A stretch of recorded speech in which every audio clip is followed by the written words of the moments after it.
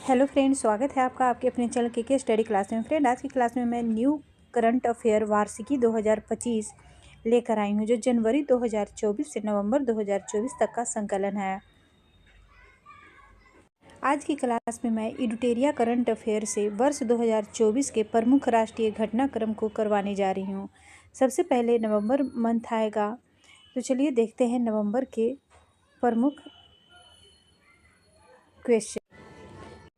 पहला क्वेश्चन हो जाएगा, इलसिड इन्वेस्टमेंट भारत का सबसे महंगा स्टॉक बना है। इलसिड जो है यह भारत का सबसे महंगा स्टॉक बना है। इससे पूर्व एमआरएफ भारत का सबसे महंगा स्टॉक था। इलसिड इन्वेस्टमेंट लिमिटेड आरबीआई के साथ पंजीकृत एक गैर बैंकिंग वित्त कंपनी है, जिसका व्यवसाय शेयरों, डिवेंचर, म्यूचुअल फंड आदि में निवेश करना है। आगे देखेंगे, पंचायती राज मंत्रालय द्वारा प्रत्येक जिले में आदर्श महिला हितैषी ग्राम पंचायत के गठन को उद्देश्य है पंचायतों में लैंगिक समानता तथा सशक्तिकरण को बढ़ावा देने हेतु हर जिले में कम से कम एक आदर्श महिला हितैषी ग्राम पंचायत बनाना। असम में भारत भूटान सीमा पर पहली एकीकृत जांच चौकी की शुरुआत की गई। असम के दर्रागा में इसका उद्घाटन किया गया। पहली जांच चौकी का उद्घाटन जो है असम के दर्रागा में किया गया है। असम के राज्यपाल लक्ष्मण प्रसाद आचार्य तथा भूटान के प्रधानमंत्री दासो सेरिंग टोब्गे द्वारा उद्घाटन किया गया। नवंबर 2023 में भूटान नरेश की भारत यात्रा के दौरान दोनों देशों के बीच दर्रागा असम और समुद्र जोगखर भूटान एकीकृत जांच चौकी के रूप में स्थापना पर सहमति बनी थी।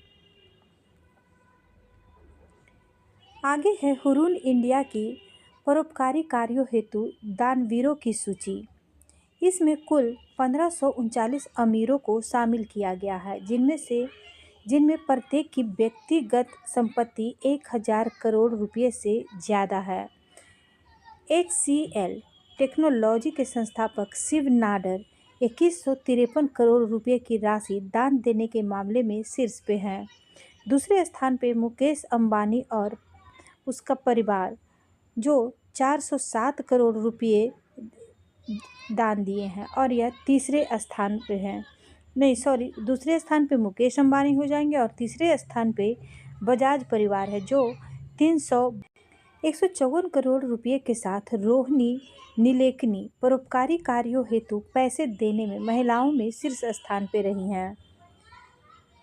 आगे है, रियाद मेट्रो संचालन हेतु हैदराबाद की महिला लोको पायलट इंदिरा इगलपति का चयन किया गया। रियाद मेट्रो सेवा 2025 में शुरू होने की संभावना है। स्विस फॉर्म IQ एयर द्वारा जारी रिपोर्ट के अनुसार दुनिया का सबसे प्रदूषित शहर जो है यह दिल्ली है।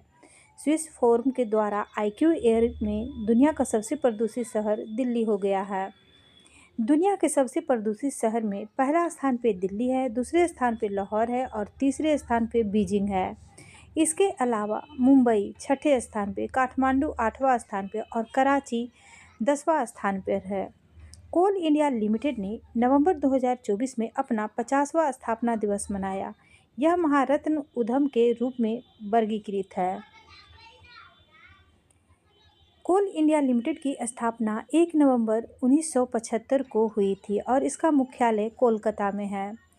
Brick national agro food bio manufacturing institute के नए परिसर का उद्घाटन केंद्रीय मंत्री जितेंद्र सिंह द्वारा मोहाली में किया गया। यह भारत का पहला बायो मैन्युफैक्चरिंग इंस्टीट्यूट है। गुजरात के सबसे बड़े अपशिष्ट से ऊर्जा उत्पादन संयंत्र का उद्घाटन केंद्रीय गृह मंत्री श्री अमित शाह द्वारा अहमदाबाद में किया गया।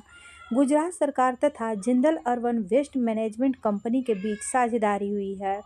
यह संयंत्र प्रतिदिन 1000 मीट्रिक टन ठोस कचरे से प्रति घंटे 15 मेगावाट ऊर्जा उत्पादन कर सकता है।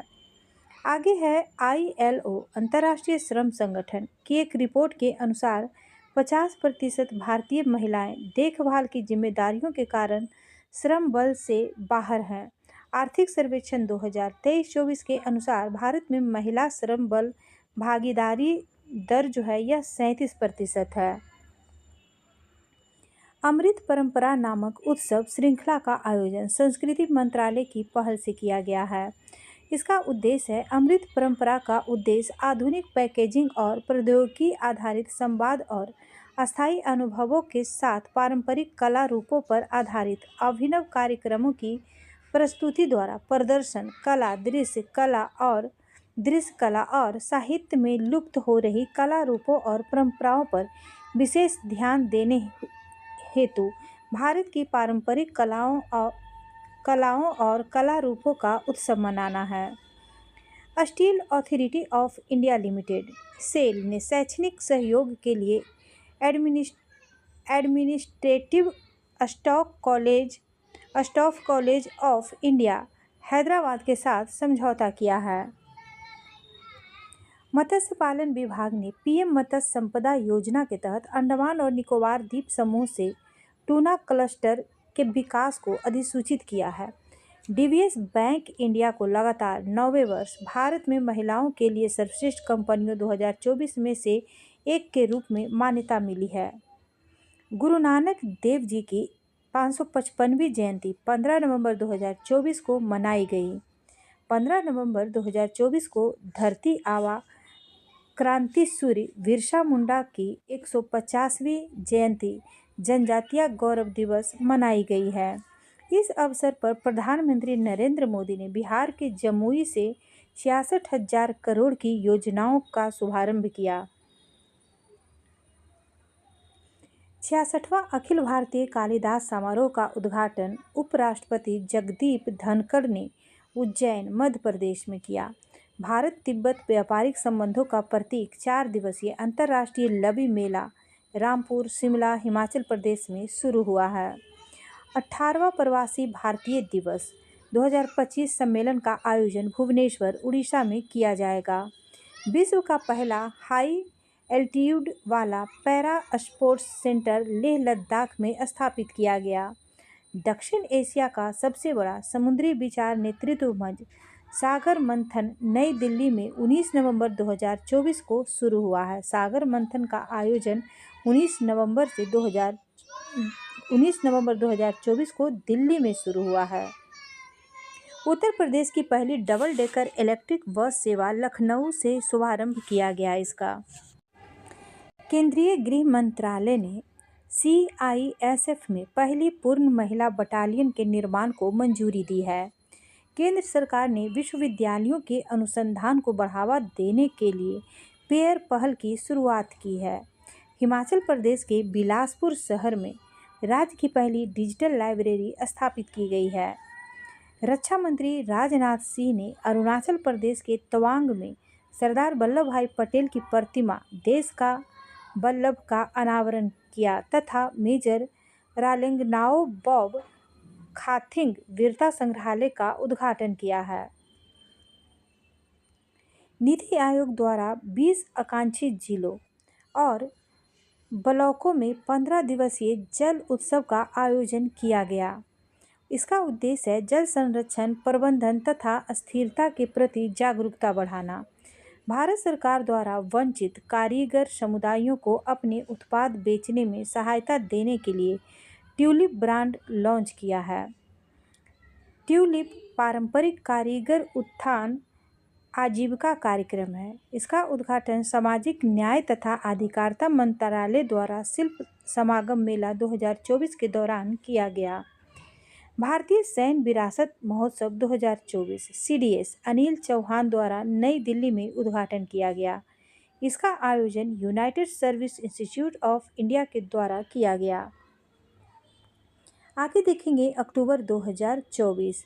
हाल ही में 14वीं महारत्न कंपनी का दर्जा हिंदुस्तान एरोनॉटिक्स लिमिटेड हेल को दिया गया है। यह कंपनी भारतीय विमानन एवं रक्षा क्षेत्र की अग्रणी कंपनी है। देश के सबसे चौड़े रेल सह सड़क पुल का निर्माण वाराणसी में गंगा नदी पर किया जाएगा। इस पुल पर रेलवे की 4 लाइनें जबकि सड़क 6 लाइन का होगा। 4 लेन का रेलवे लाइन होगा और 6 लेन का सड़क होगा। इसका निर्माण वाराणसी पंडित दीनदयाल उपाध्याय मल्टी टैकिंग परियोजना के तहत होगा। सुप्रीम कोर्ट के 5 जजों की बेंच ने नागरिकता अधिनियम की धारा 6A की संवैधानिक वैधता को बहाल रखा। धारा 6A की जड़ें 1985 के असम समझौते से जुड़ी है। इसके अनुसार 1 जनवरी 1966 से पहले बांग्लादेश से असम में प्रवेश करने वाले अप्रवासी भारतीय नागरिक माने जाएंगे। 1 जनवरी 1966 और 25 मार्च 1971 के बीच राज्य में प्रवेश करने वाले को विशिष्ट प्रक्रियाओं और शर्तों को पूरा करने के आधार पर नागरिकता प्रदान की जाएगी। आगे देखेंगे, अनुसूचित जाति आरक्षण में वर्गीकरण करने वाला पहला राज्य हरियाणा बन गया है। गिथव की रिपोर्ट के अनुसार भारत विश्व के जनरेटिव AI अपनाने में दूसरे पायदान पर है। पहले स्थान पे अमेरिका है। परीक्षा के लिए AI का उपयोग करने में भारत तीसरे पायदान पर है। देश का पहला हिंदी साहित्यिक संग्रहालय उत्तर प्रदेश के वाराणसी में स्थापित किया जा रहा है। यहाँ पर हिंदी के विख्यात साहित्यकारों की रचनाओं, तस्वीरों एवं महत्वपूर्ण दस्तावेजों को संजोया जाएगा। इसका निर्माण आवास विकास परिषद द्वारा किया जाएगा। किसी भाषा के लिए देश का पहला संग्रहालय है। हिंदी साहित्य संग्रहालय कहाँ बन रहा है? तो यह उत्तर प्रदेश के वाराणसी में स्थापित किया जा रहा है। आगे देखेंगे, हाल ही में अखिल भारतीय आयुर्वेद संस्थान नई दिल्ली में पहला advancement of research and global opportunity for holistic Ayurveda अंतर्राष्ट्रीय सम्मेलन का आयोजन हुआ। केंद्रीय आयुष मंत्रालय आयोजन करता रहा। इसका उद्घाटन DY चंद्रचूड़ ने किया। इसका उद्देश्य आयुर्वेद को बढ़ावा देना तथा उपचार के महत्व को बढ़ावा देना है। इसमें Japan, Colombia, Australia, Germany, Sri Lanka, Argentina के प्रतिनिधियों ने भाग लिया। इस सम्मेलन का विषय समग्र आयुर्वेद के लिए अनुसंधान में उन्नति एवं वैश्विक अवसर है। नेपाल के तिब्बत सीमा पर माउंट चो-ओ के शिखर पर पहुंचने वाली उत्तराखंड की शीतल राज पहली भारतीय महिला बन गई है। यह शिखर दुनिया का 6ठा सबसे ऊंचा शिखर है। भारतीय गेहूं एवं जौ अनुसंधान संस्थान करनाल द्वारा बिना छिलके वाली जौ की नई किस्म विकसित की गई है। इसका नाम दुर्लभ 223 है। सुप्रीम कोर्ट ने हाल ही में समाजवादी और पथनिरपेक्ष शब्द को प्रस्तावना से हटाने की याचिका को खारिज कर दिया है। राष्ट्रीय महिला बाल विकास मंत्रालय ने बेटी को शिक्षा से दूर रखना लैंगिक हिंसा के रूप में मान्यता दी है।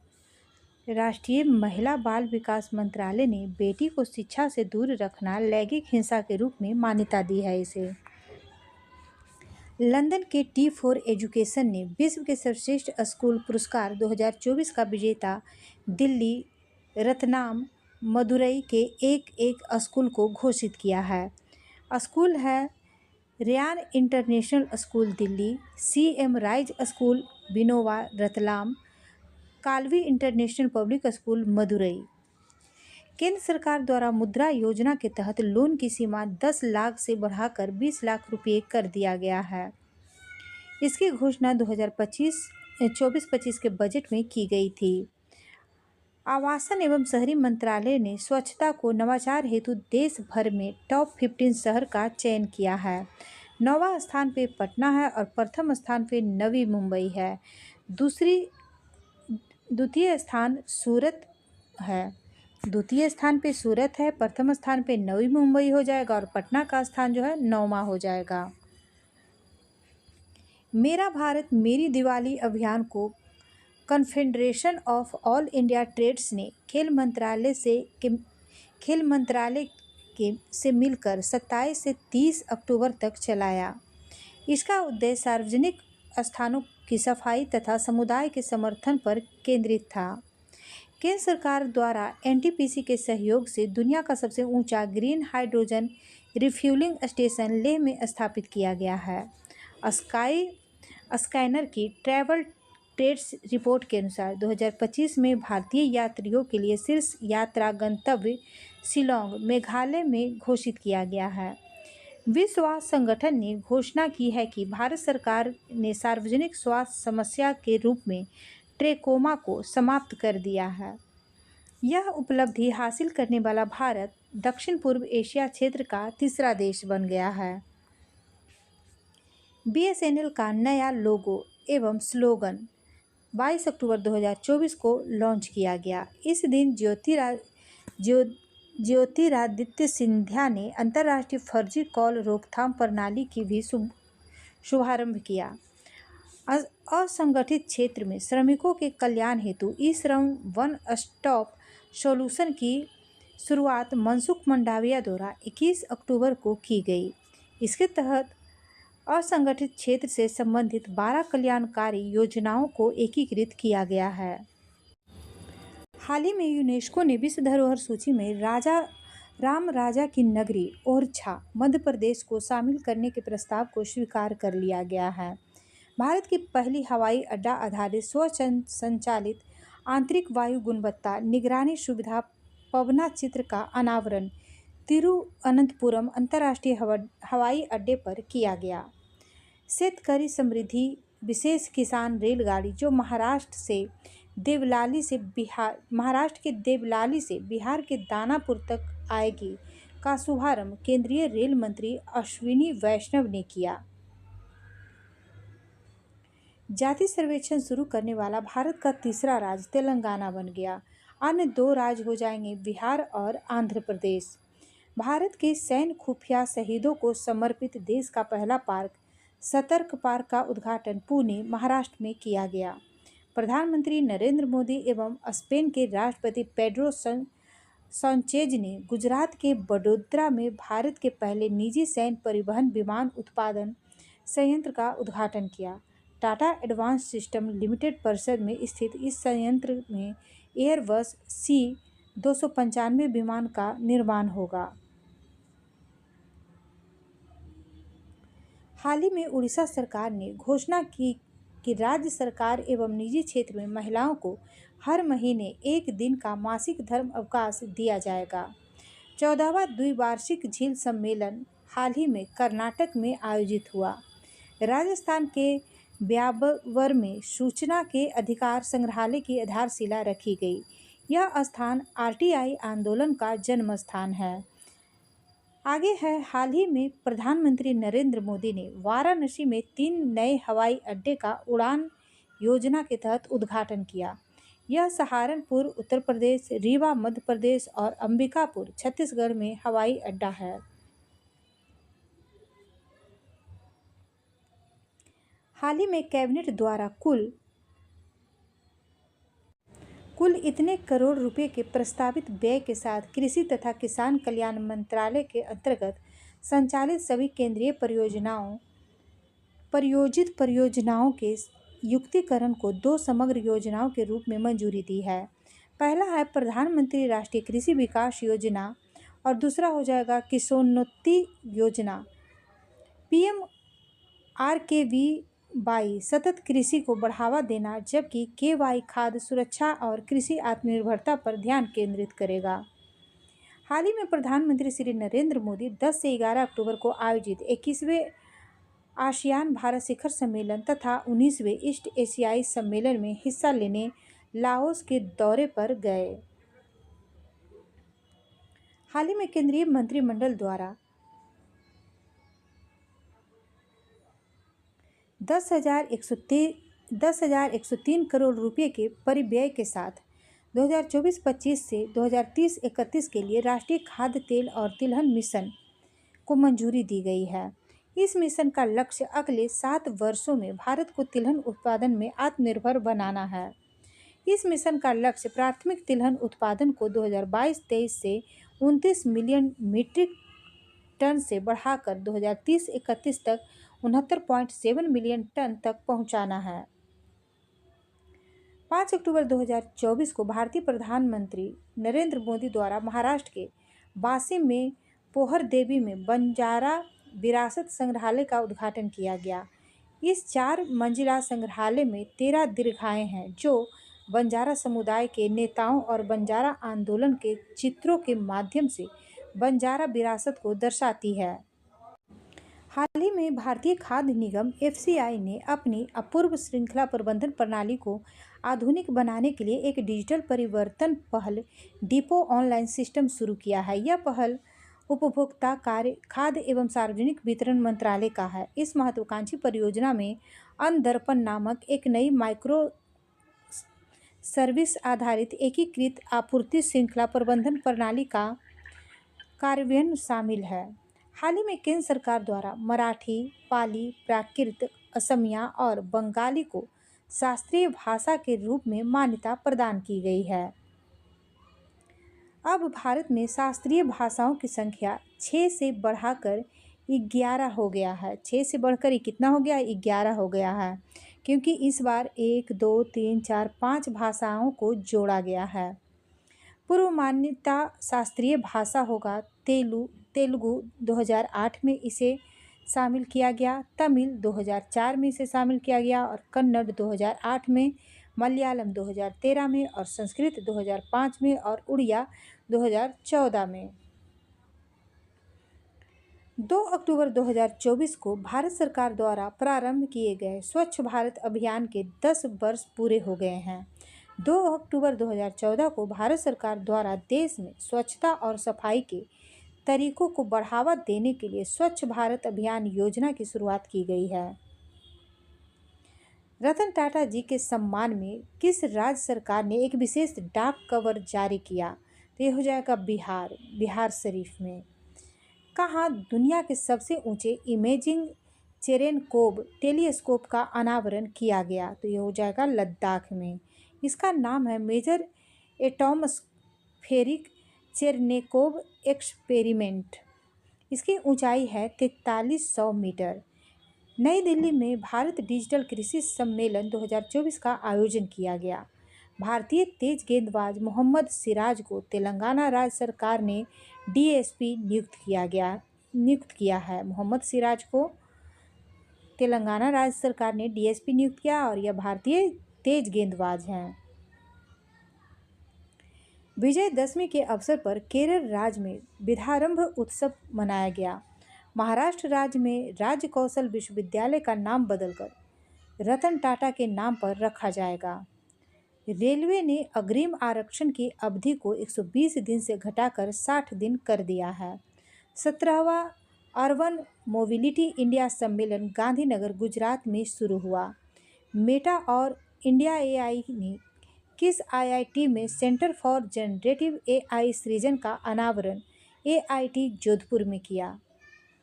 शक्तिकांत दास को अमेरिका स्थित ग्लोबल फाइनेंस पत्रिका द्वारा शीर्ष केंद्रीय बैंकर का दर्जा दिया गया है।